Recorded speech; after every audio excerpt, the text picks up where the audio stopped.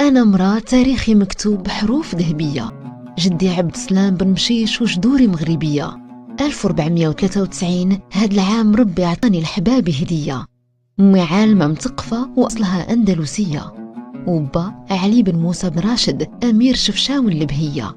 قريت الحكمة وأصول العلوم السرية، ورؤيتي في الحكم صبحت سراج ودارت مزية.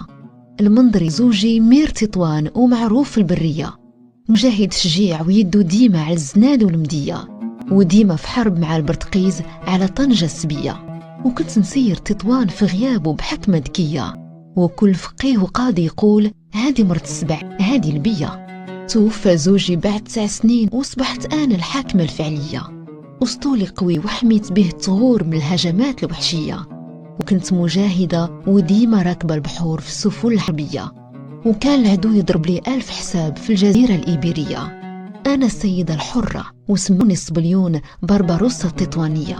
دا صيتي في الشرق وطلبوا ودي حكام تركية، ودرت يدي في يدهم وصبحات إمارتي قوية. الملك الوطاسي زوجي الثاني شافية رهمية.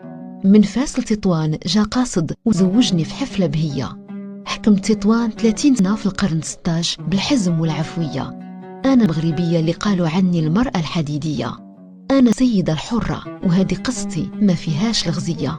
عديان كانوا حبابي قاموا بمؤامرة دنية، وسحبوا بساط الحكم مني بطريقة مخزية.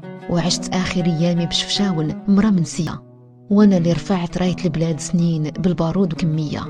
هما سميتهم تكتبات بحروف ممحية، وأنا بقسمي في التاريخ مكتوب بحروف نورانية. وقبري يستحق يتزار بالزاوية الريسونية. هذا التاريخ اللي ما قروناش وخلوه في الكتب المنسية. وإذا عجبك ما تنساش تشترك معنا في القناة اليوتيوبية.